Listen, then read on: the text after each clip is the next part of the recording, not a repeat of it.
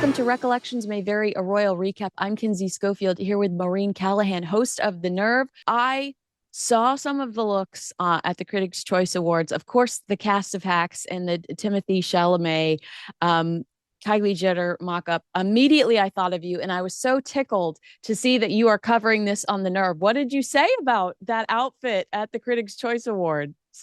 Oh, you mean Paul W. Downs and Meg Stalter from Hacks Yes, I love that. dressing as Timothy, it was Shamalama Ding Dong and Kylie Jenner in the Yeah. full orange suits, and Paul had Timmy's crossbody bag, leather bag that was made in the shape of a ping pong paddle because his whole movie's about the life and death, high stakes world of underground ping pong.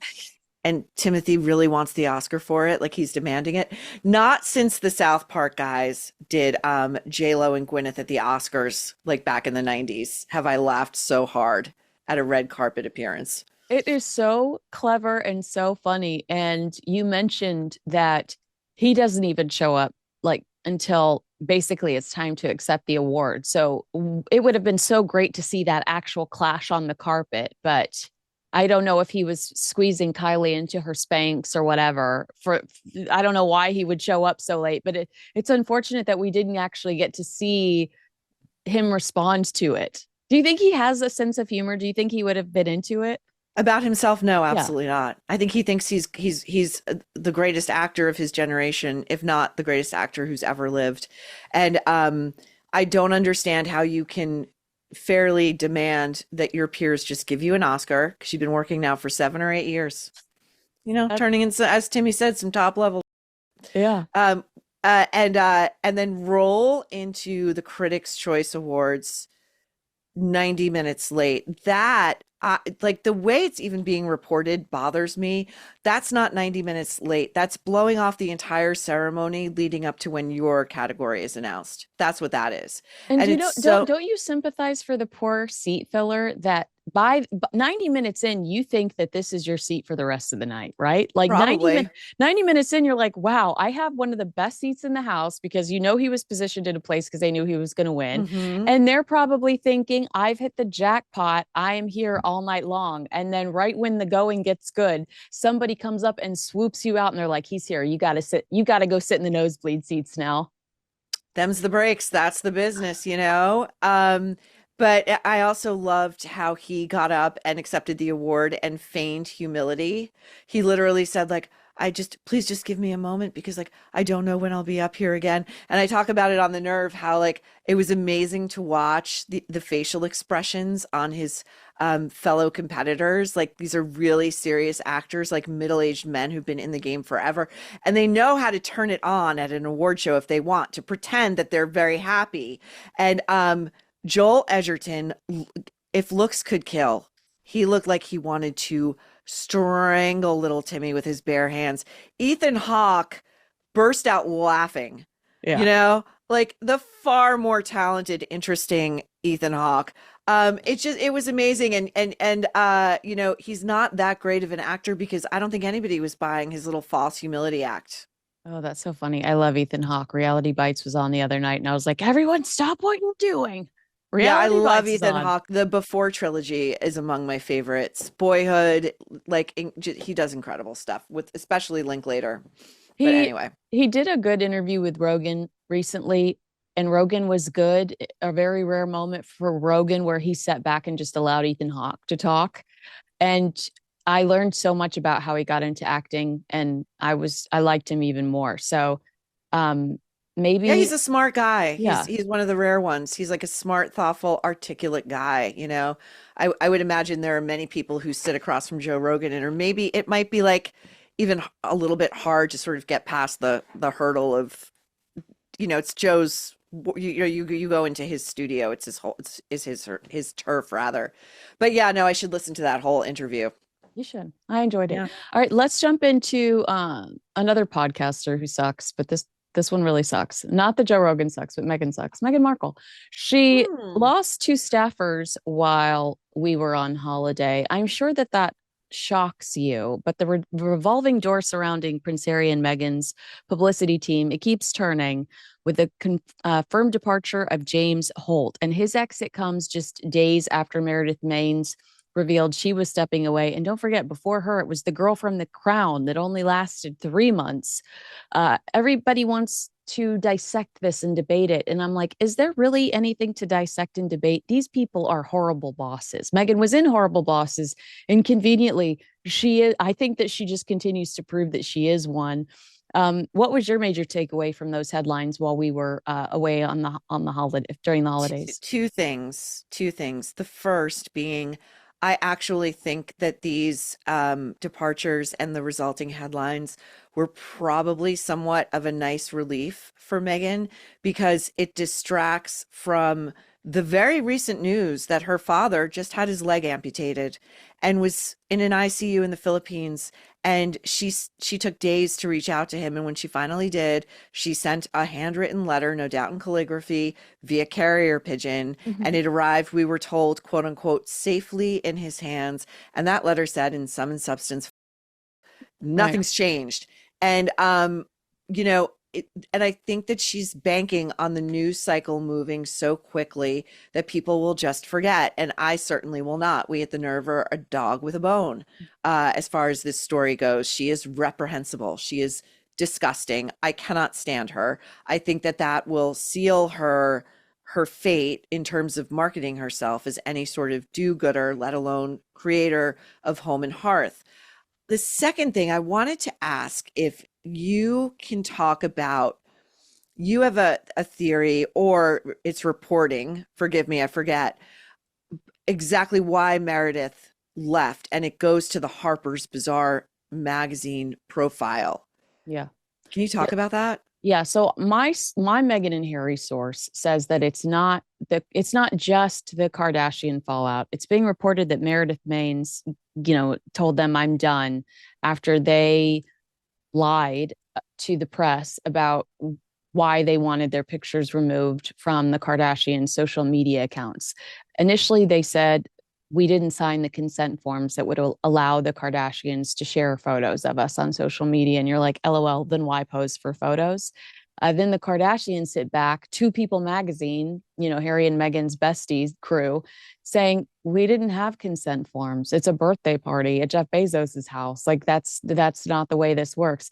Now, if you and I both know, if they did this for the reality show, there might be signs outside that say you are entering this venue where there is a reality show being filmed, and you are giving us permission to show your image because of this reality show. But it was at Jeff Bezos's house. That sounds like that wasn't the case. Kinsey, My there were paparazzi, Yeah. hired paparazzi And Megan's like in the walking on air as driveway. she's yes. It's And for a Kardashian. What does she think? You're getting your photo taken, you dumb. Sorry. and Beyonce and Jay-Z found a way not to be photographed entering or leaving or all night long. If Harry Mhm. and Meghan didn't want to be documented there, they could have entered and exited the same way Jay-Z and Beyonce did. But my source says that it was actually Meghan irate over the fact that what went viral from the Harper's Bazaar piece was Meghan being announced to an empty room, and she loathed. But it really gave us some insight to how hyper manipulated that piece was by Meghan and her crew. They handpicked people for this journalist to interview. Serena Williams talking about how Meghan was the smartest person in the room. They choreographed that lunch where the journalist says, it's so odd. We're sitting in the middle of everyone, and it feels like this is intentional. Also, her publicist is in between us. Um, but the fact that Meghan then would be angry about the one moment where the publicist isn't there, Meghan's alone with her in New York, and somebody has instructed this man to announce Meghan to this Who do you journalist. think that was, Kinsey? Exactly, exactly. I In think, this borrowed townhouse that she's rattling around in. yeah, I think that it's Meghan not realizing for the 1000th time that Meghan is the problem. So somebody else has to be punished for it. I'm not saying that Meredith was fired. it's quite very well possible that she left of her own volition after no doubt being read the riot act by Meghan over that in self what do you call it? It's like an unforced error that Meghan made, and she did something really stupid, and everybody laughed at her, and we're still laughing. We're still laughing, and we're also laughing at the photo that you cannot. They're so they're both so dumb, and this goes to show they play checkers, not chess. They think that they'll solve a problem by asking the Kardashians, really telling them to scrub all the photos of them from social media at that party, while not realizing that the internet lasts forever. And the nurse photo of the year, not for nothing, was of her drunken oaf of a husband, my opinion, leering openly at Kris Jenner's rack as Meghan stood there like dumb and oblivious. So what are you doing? Like, what kind of organization are you running over there? I have three favorite photos of Prince Harry from last year. The Kris Jenner baby photo, Mhm. him ringing random doorbells on Incredible. the Ring door cam, and then the pictures that are just now coming out of him in Toronto, the I haven't seen Rent-A-Prince them. Hilton. I mean, they're just nothing, but he looks miserable as he's standing next to a bunch of strangers because you can literally pay to get access to Prince Harry now. If the price is right, Harry will take pictures in front of you and in front of a step and repeat with strangers. And to me, that is it just is such a sad sign of how much they've fallen because he would have never imagined that that would be a consequence of the choice he made when he stepped down as a working member of the British royal family, having to take pictures with peasants at a Toronto Hilton in front of a step and repeat with logos on the back of it. We got word over the break that the reports are that Harry and Meghan, to make money because they're getting dropped by everybody, um, are selling themselves. You can buy dinner with them for $100,000. If you have $100,000 to put in their pockets, they will have dinner with you. It's so gross. A proper New Year reset isn't about extremes. It's about showing up as your best self every day. Beam is a company proudly founded in America, run by people who share our values. And they've built products that help you keep your promises to yourself, the promises that actually matter. Beam's best selling Dream Powder is a healthy nighttime blend packed with proven ingredients shown to improve sleep so you can wake up refreshed and ready to take on the day. Dream is made with a powerful blend of all natural ingredients, reishi, magnesium, L-theanine, and melatonin. It's designed to help you fall asleep, stay asleep, and wake up feeling amazing. No groggy hangover. The sea salt caramel flavor, absolute heaven, like indulgent hot cocoa without the guilt. Dream is made right here in America. No shortcuts. Founders guided by integrity and a strong work ethic. Beam has transformed over 26 million nights of sleep. So, if you've been waiting for the right time to try Dream, this is it.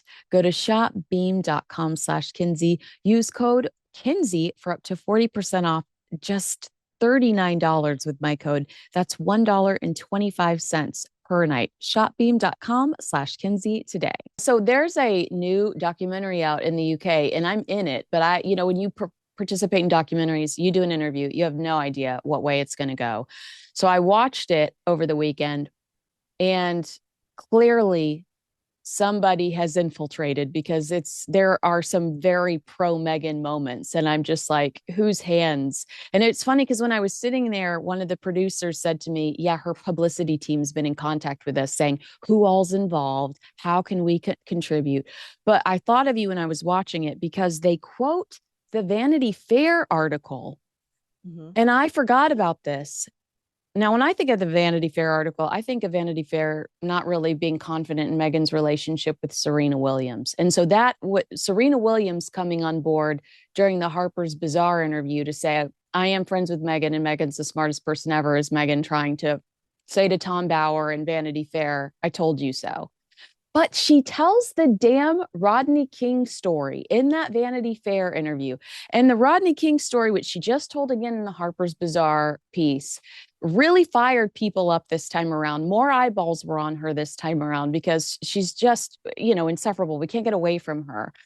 But I'm thinking to myself, why is she trying to force some of these key moments, especially with Rodney King? It had nothing to do with her. Why is she trying to make this her origin story? Why has she been doing that since the Vanity Fair? And how freaking lazy are you that you continue to give the same sound bites to these magazines?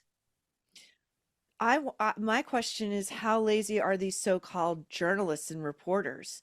You know, she trotted out the LA race riots of 92, Rodney King, of which you speak, also to Emily Chang over at Bloomberg, Oh my you know, gosh. like she's got like three stories she trots out. And, you know, Soap, soap. the dish detergent, the tray table dinners, and reading Ms. Magazine while watching Jeopardy, and now the LA race riots. And she's kind of like, I'm sure she would love this comparison. She's kind of like the Jesus Christ of the Bible, where there's like this gap in recorded personal history from, say, the age of 12 to, say, the age of 30. And we Yeah. don't really know where Meghan was during that time or really what she was doing. I mean, we know she went to Northwestern, but, you know, she will not really speak about her life in any way that feels consistent, or I'll use one of her favorite words, authentic, you know? And I would die for like any reporter who finds themselves seated across from her, or any sort of conversationalist during a podcast or whatever, when she trots out one of these stories, to just be like, oh my God, Yeah. we know. Let's talk about something else. Like, and ask a question, you know, like, hey, by the way, here's a question I'd love to have her ask directly. Multiple reports have it that that dish soap letter that you wrote, that was a class project, not an auto-generated act of incipient feminism. By the way, do you know what the word incipient means? Could you spell it? Let's have fun. No, I mean, I'm cringing, and also on this documentary, and I keep stressing that like I did not have final approval. So please don't be mad at me if you watch it and you're like, that's not true either, because I feel the same way when I'm watching some of these moments. There's a moment where the narration is that the UN was so impressed with her that they invited her. And I'm like, I don't think that that's the Oh. case. I think that to me, she is a social climber. And I feel like she chased people at the UN. Um, and then when she got what she wanted from the UN, she cut them off. I mean, there is even a story about, and I'm spacing on the country she's in, but there was a UN tent there. She's a working royal. And she's so angry that nobody approved that the UN was going to have a presence where she was, that she ends the royal engagement early and claims there was a security issue and that too many people were crowding her. And she leaves the event early. And I believe it's that same event where royal reporters from the Rota saw her screaming at one of her employees in the car, and the employee sobbing because Meghan didn't want to have to acknowledge the UN, which gave her a pedestal, gave her a help ups. So some bridge was burned there for some reason or another. And she did not want to have that moment where people were going to go, oh, there's Meghan with the UN again. She did not want to give them any publicity. So it's so interesting. You're so right that there's just not a consistent version of her story. Where does the truth begin and Meghan's truth begin? I'm at a loss. I don't Well, believe we anything we she know that says. we know, you and I know. I mean, we this these are my opinion. I will speak for myself. My opinion. The reason Thomas Markle has been exiled is because Thomas knows her real personal history. Thomas, and as do her half siblings, Samantha and Thomas Jr. You know, how did she really meet Harry, and how did she really lock that down when she was like basically on the verge of him breaking up with her? It also living allegedly with a chef in Toronto, Oh, living at with the a same time. yeah. I Yeah. mean, it's just, you're right. There are so many questions that surround it. You mentioned the Kardashians, and I missed a very good opportunity right there to transition to this Kardashian story that I thought was hilarious. Mm. Sources on the Close Personal Friends set talking about Meghan Markle's cameo, they said that there was a lot of curiosity about how Meghan would read on camera after so many years away. The genuine response was one of surprise, but unfortunately not a positive one in the end. as the performance came across as rigid and overly aware of itself. The insider said, I mean, I imagine that's herself.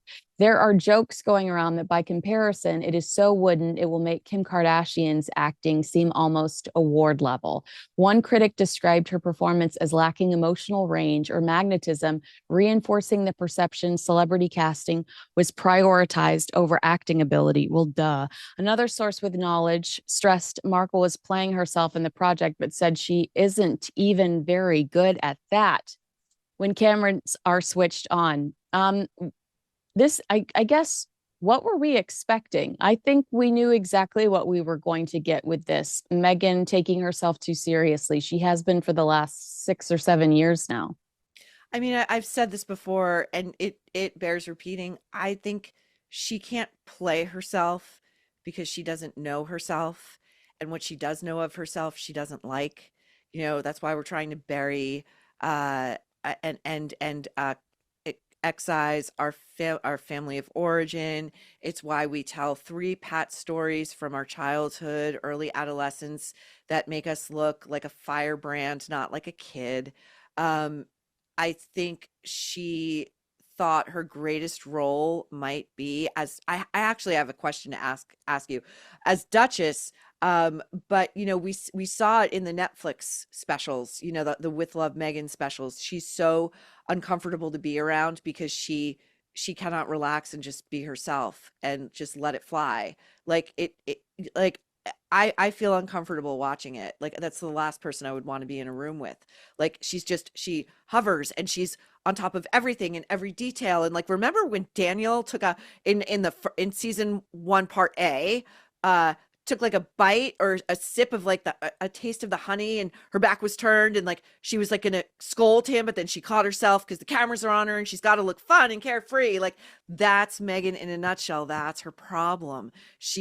I'm gonna borrow from Lady C, as she said on The Nerve. She called Meghan insupportably dreadful. Insupportably dreadful. If I were ever to write a book about Meghan Markle, that would be the title. Insupportably dreadful. Now, I want to ask you this question though, Kinsey, because I've heard that there was reporting last week about William, Catherine, King Charles, and how when Meghan first came into the family, or Harry was first dating her, now where did this come from? Because I've never heard it before and I don't believe it. That they were like, we need to find him a wife that will extract him from the family because he's so miserable being a royal. I saw no evidence of that up until the time that she came in. But this new version of events would have us believe that Meghan was like a beacon of hope to them because they needed to get him out in order to save his psyche. No, that's crazy. No, I mean, Right? the Queen wouldn't give up the Commonwealth to Harry and Meghan, which she was saying, I'm giving you these leadership roles in the Commonwealth. That was sacred to the Queen.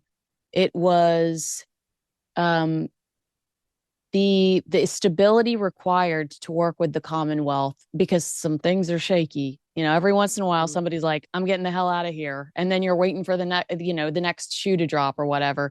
So the fact that the Queen would trust them with the Commonwealth and had a bigger vision for them there tells me that that's a joke. I mean, Meghan remembers her as she sat there in that green dress, I believe it was, during the engagement interview with the BBC, talking about how confident she was to leave the acting world behind and start her life as a working royal.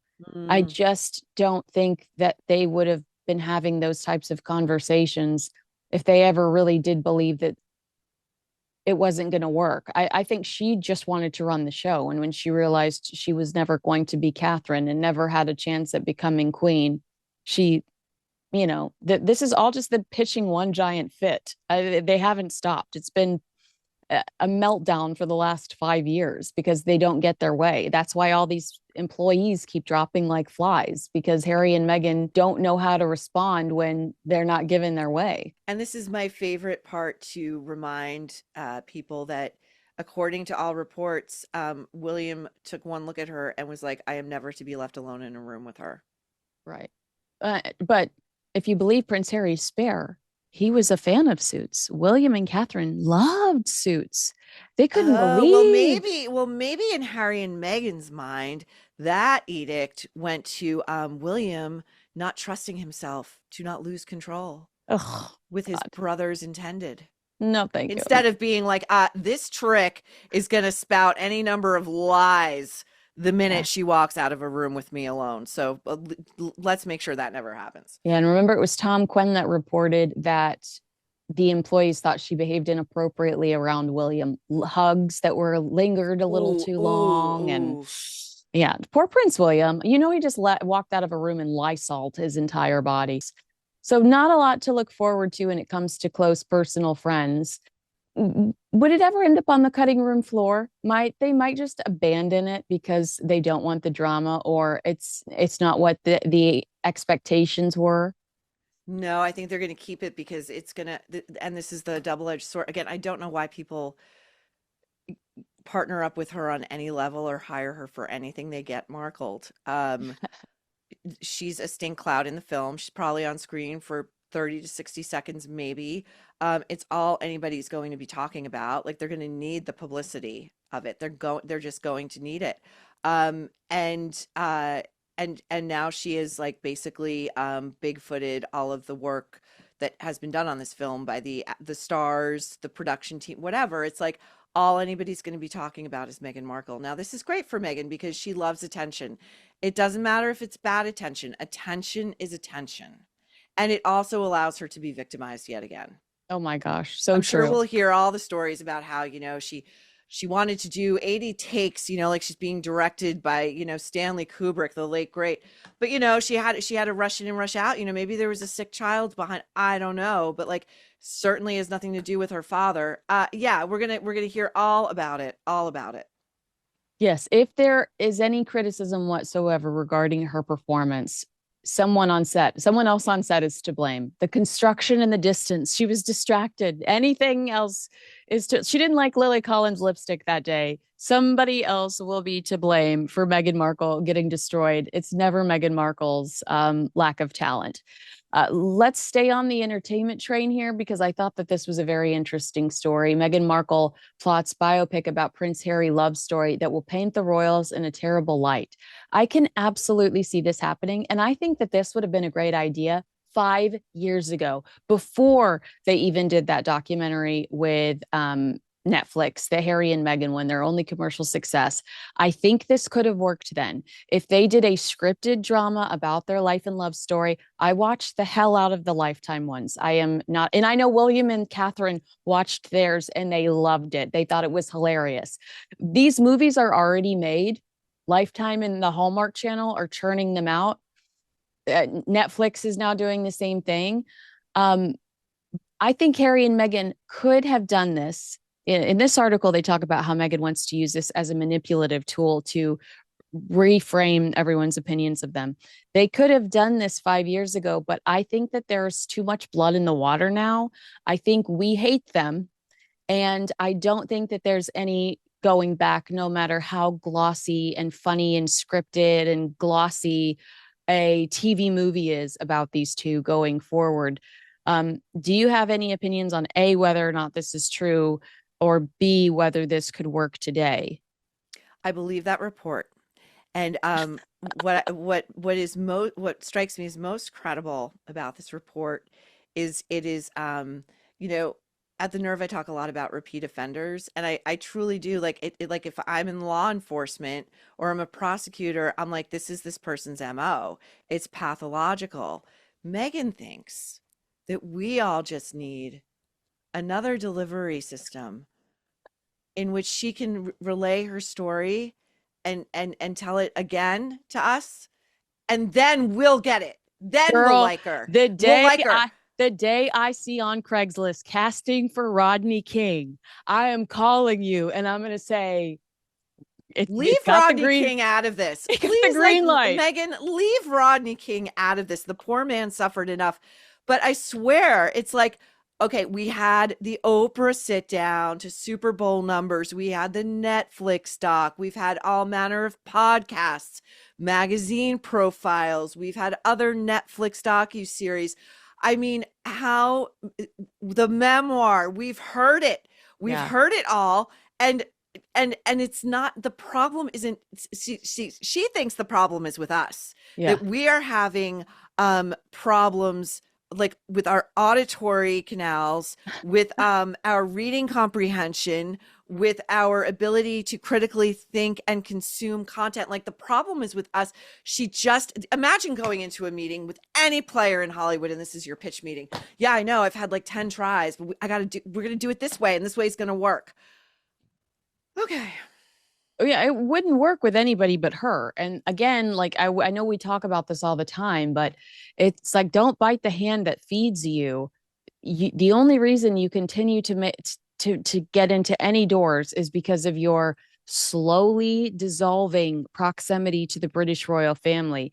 And we don't have to go into it too much here because it's just the biggest eye roll on the planet. But if Prince Harry does, in fact, win the reinstated automatic armed security when he goes to the UK, that pisses me off Mm-hmm. because it inches them a little bit closer to the British royal family. Well, we're royals. We get Mm-hmm. automatic security as soon as we land in the UK.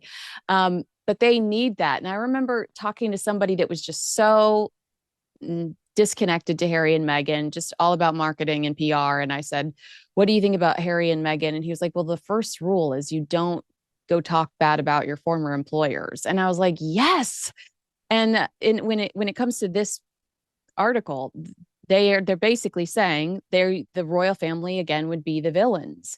I do think that they're so stupid that they would continue to create this division through whatever creative means they're pursuing now. But it really is like, don't for us, I think it's more personal. It's like, don't attack your family, but in the grand scheme of things, you're attacking the institution that gave you the platform you have today, and we recognize that and we don't respect it.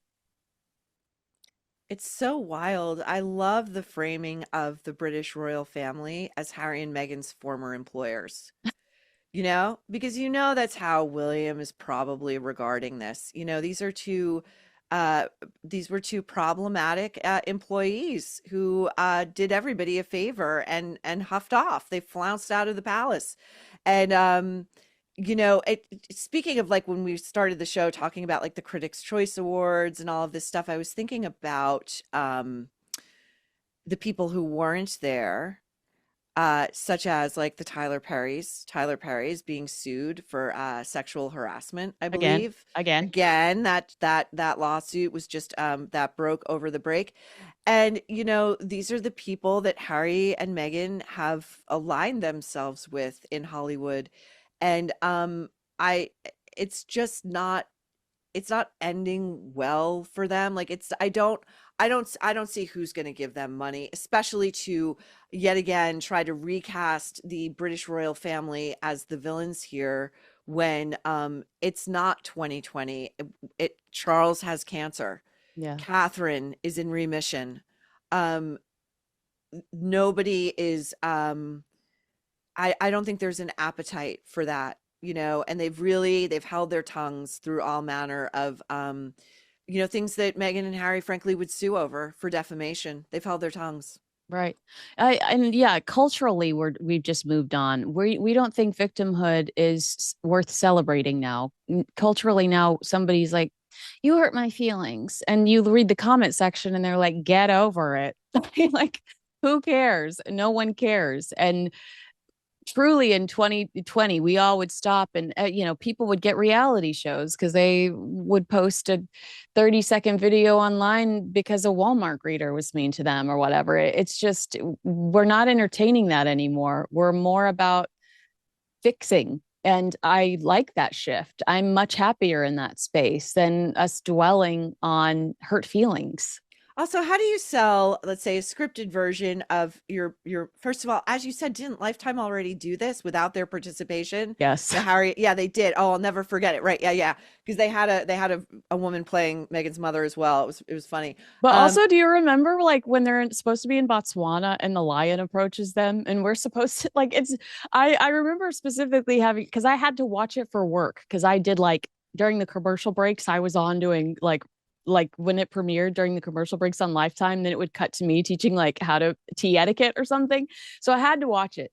But normally I try not to watch those things because I'm so afraid in my head I'll mix fact and fiction. mhm. And there's a one point where like a lion approaches them where when they're in Botswana, like on their second or third date or whatever. And I remember thinking, like, please God, don't let me repeat this as fact that a lion approached them in Botswana.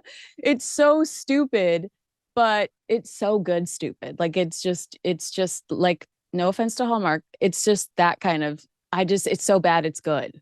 I love your dedication to making sure you never mix fact and fiction. But Kinsey, I have to say, Megan does it all the time.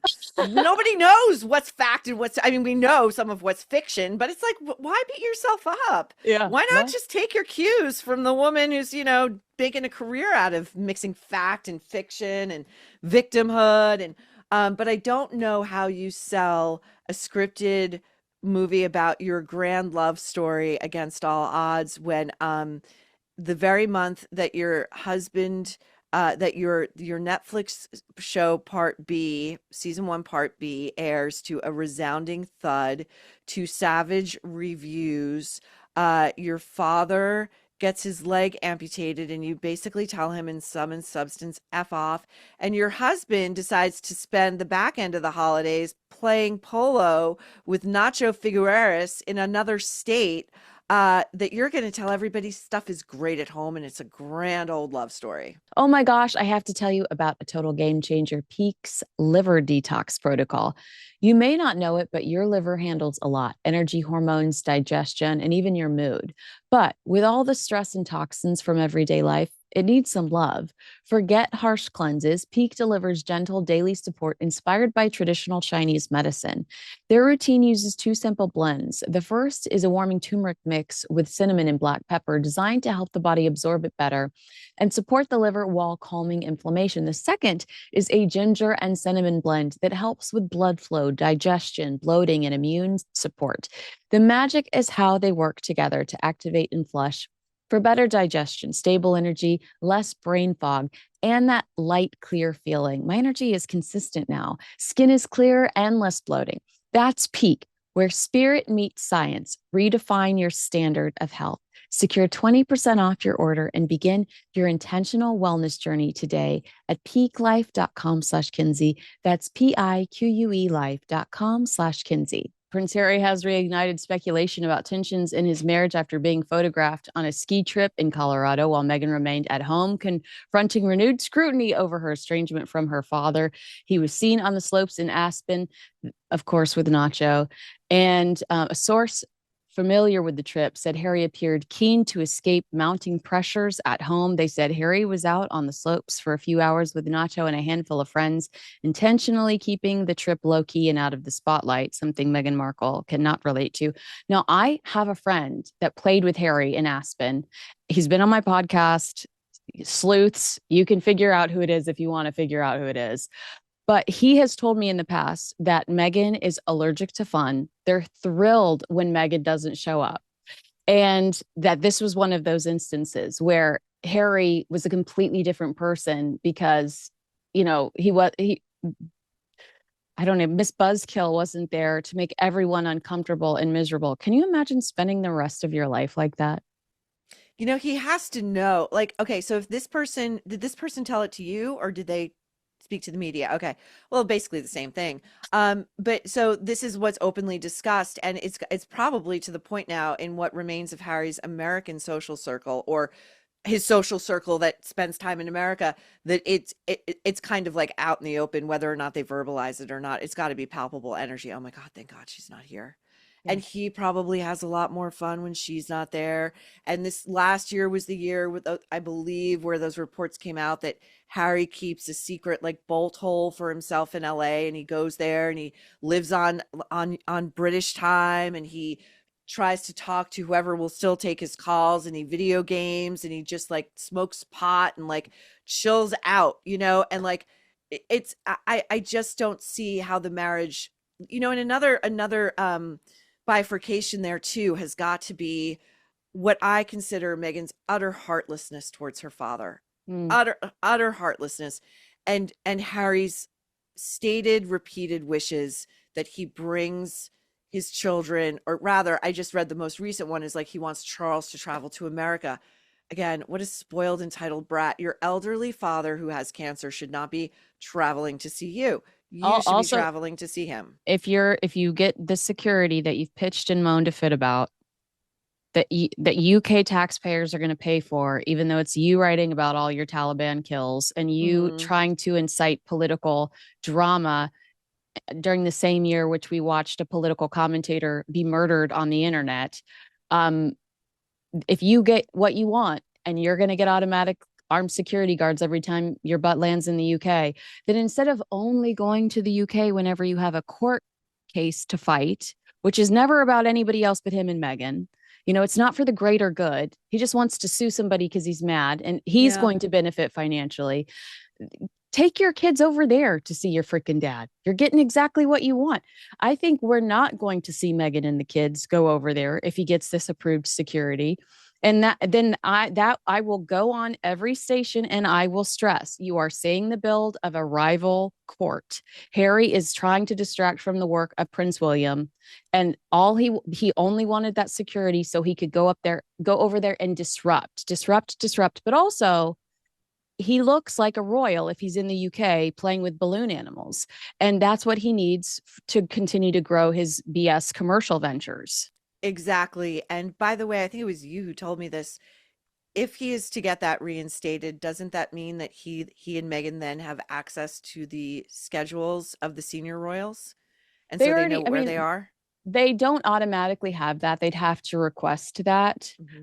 But they do basically have that. And they continue to purposely do things. And then, when William went to Rio, Hmm. Harry showed up in Canada. His team lied. His team, who's probably not there anymore, lied to the Royal Rota and said, "We told the palace." And the palace came back and said, "No, they didn't. Harry's team did not tell us he was going to be in Canada while William was in Rio." They do all of this on purpose. And it's my opinion that they Hmm. do it because Harry's trying to create a rival court. They think we're going to show you. And it's like, could you stop? You guys are you're giving Brooklyn Beckham energy. And that is like the least flattering thing in the world. Okay. Get a real job. It's so true. I mean, it has no chance of succeeding. Um, it also reminds me that after that heavily brokered summit between Charles and Harry, that Charles was quite displeased in the aftermath.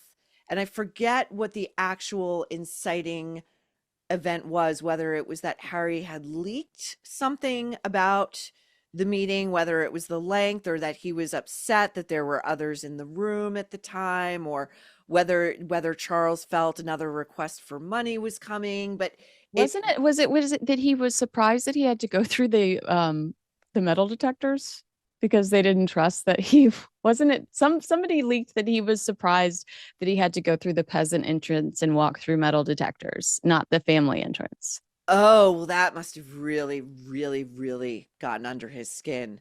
Not going through the family entry. Oh, you mean you call your family racist and you make your grandmother's dying days of misery, and before that your grandfather's dying days of misery, and you wrote about fantasizing about killing your father in your book, and how he still travels with like his childhood stuffed animal, which I think was such a betrayal, and you wonder why you're not allowed through the family entrance. Again, it's like Meghan Markle, like taking these meetings or trying to pitch these projects. Like, I just need to tell the story once more. Yeah. You know, she'll be Norma Desmond at like 90 years old, hiring some, whatever version of an influencer exists in the future, going, I just need to tell it one more time, and Yeah. somebody's going to wind up dead in the pool. Oh, wow. All right. Did you have anything else you wanted to add? What a beautiful way to end. What a beautiful visual to Even end if on. it's just metaphorically, you know what I'm saying? There's going to be a Yes. body in the pool at the end of all of it. No, I just think what I so if you subscribe to this stuff, and even if you don't, I love the metaphors and the analogies. 2025 is said to have been the year of the snake. And that's all about shedding and sort of reemerging. And then 2026 is said to be the year of the horse, and that's all about forward momentum and muscularity and purpose and drive. And I think that in 2025, the bulk of those who are subject to news about Harry and Meghan have truly shed them. Netflix has shed them. Lemonada has shed them. It seems Oprah and Gail have shed them.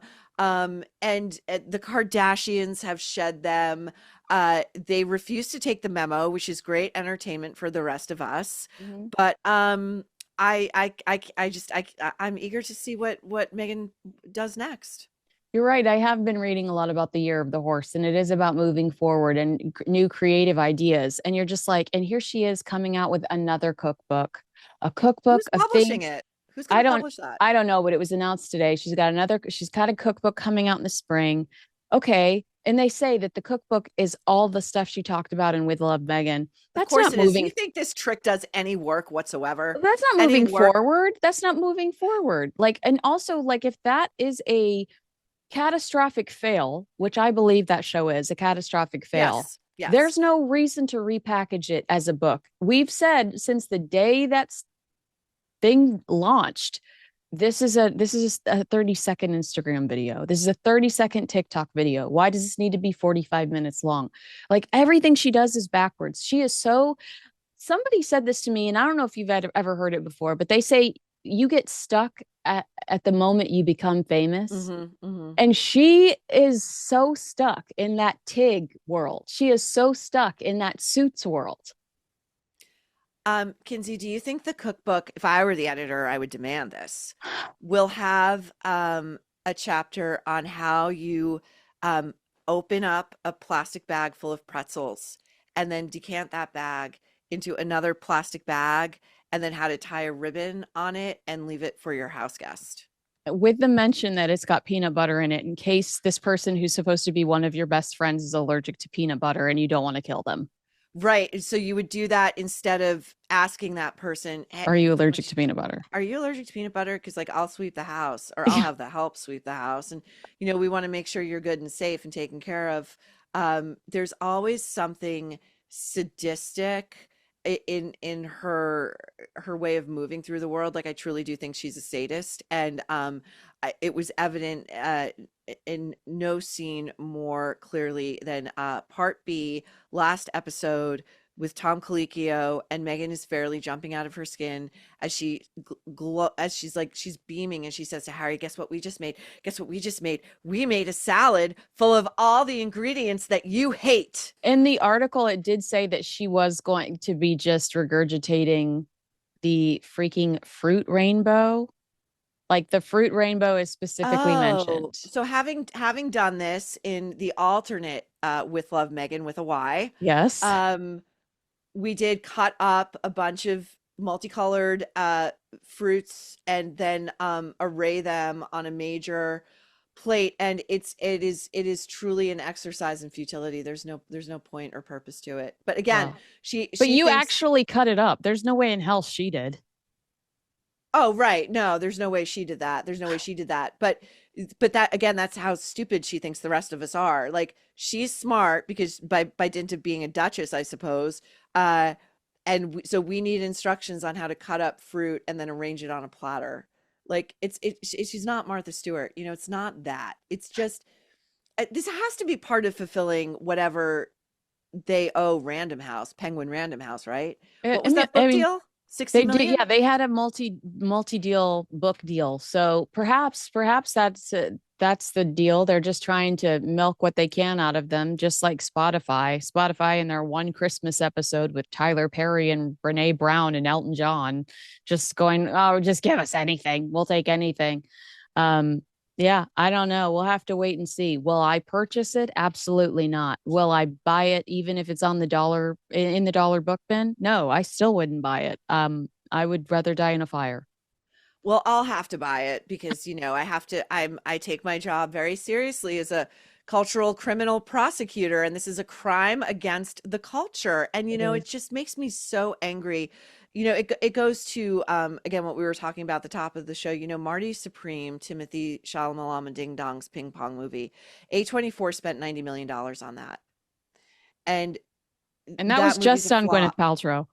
Yeah, maybe. Reports are that actually Josh Safdie wanted Julia Roberts for it, but Julia refused to take it because she was like, it's going to look too weird. He looks like he's 12. Yeah. And then Gwyneth Paltrow was like, I have a vagina candle. I don't mind a sex scene with Timothy Chalamet. Blah, blah, blah. Yeah, no problem. But so cool. But wait, what was I saying? So, but this is what really bothers me. It's like the amount of money that these, whether it's publishers or studios, pay streamers to these two. That's money that a far more worthy person isn't getting. That's a book that doesn't get published. That's an author that maybe takes the wrong message, that nobody wants to hear what they have to say because they're giving money to these two ingrates, these two talent-free walking disasters. And I think everybody who's in business with them, it's like the sunk cost fallacy, right? Like which holds that, you should cut bait, but you've invested so much time and money and energy into something or someone, you can't quite bring yourself to do it, and you delude yourself into thinking, well, the next time will be better. Like surely the next time will prove fruitful financially or emotionally. And I think these companies are like, with Netflix, with Penguin Random House, well, it's going to be when William ascends to the throne, we'll get something good, or it's going to be when they When they eventually divorce, we'll divorce. get Yeah. something good. We'll get the real story. If anybody thinks this huckster known as Meghan Markle is going to give anybody the real story, you are out of your mind. One more thing I wanted to tell you before I let you go. I don't think I told you this. I saw one of my girlfriends online doing a corporate party for Netflix, Hmm. and she does calligraphy engraving. Hmm. And they were doing custom candles at a Netflix holiday party. Hmm. Can you guess what candles were not being used at Meghan's partner's holiday party? They were not using Meghan's as ever candles. And to me, I was like, they are so done with her because is that Not not a even no-brainer? flower sprinkles. Not even. So, on the Nerves most recent episode, we had a troublemaker email, uh, a deep dive that had been done on Reddit, and it tracks. Like we can't say it's legitimate. We don't know, but it tracks. Somebody went on the As Ever website. They were trying to find out just how much inventory unsold that she's got left. And in order to do it, they put in when ordering each item, which this person did, that they wanted to order 200,000 units. And that somehow triggered, like, well, no, this is the only available amount left. Like 88,000, jars of runny spread, as you call it, runny jam.